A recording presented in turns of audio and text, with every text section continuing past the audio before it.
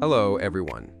In this tutorial, I'll walk you through how to create a clickable disclaimer popover in your HTML5 banner. This allows viewers to click on the disclaimer to view it and easily close it when they're done. Let's get started. First, add a text element for the disclaimer label and position it at the bottom of the banner. Double-click to type in disclaimer.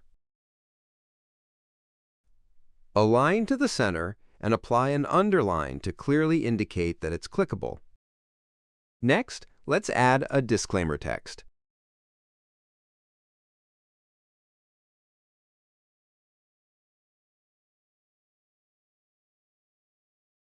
Resize the text container and center it within the banner.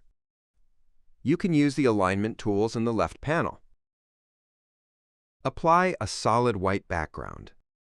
Add a 1-pixel border stroke to define the edges. Here, you can also add padding to improve readability. Let's set 10 pixels from each side. Now double-click to paste in the placeholder, the disclaimer text. Adjust the timeline duration of both text layers so they remain visible throughout the banner animation. To keep things organized, rename the layers so they're easier to identify and manage. Now we're ready to add interactivity. Let's add a widget called Show Hide Button.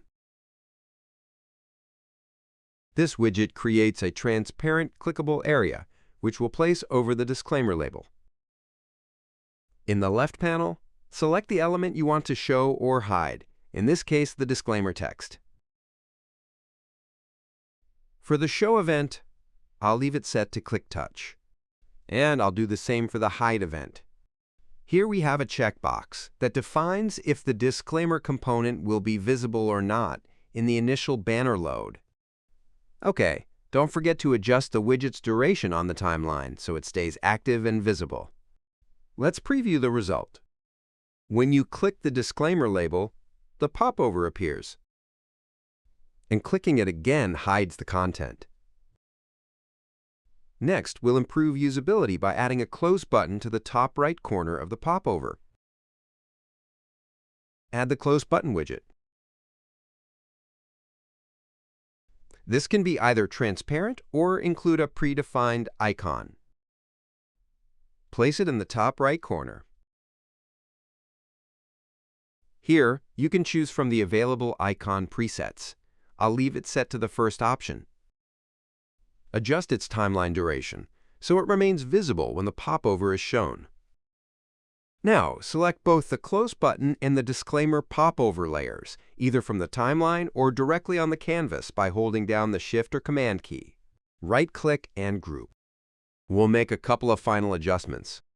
For the Show Hide widget, update the component element to the disclaimer group so both the text and the close button widget appear together.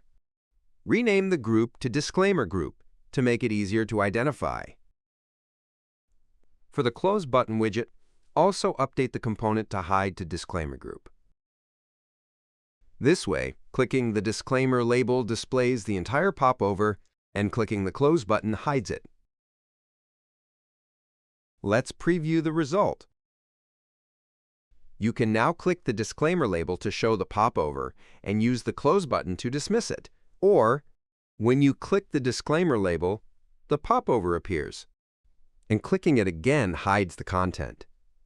This example shows how easily you can add a disclaimer popover to your HTML5 banner. Thanks for watching.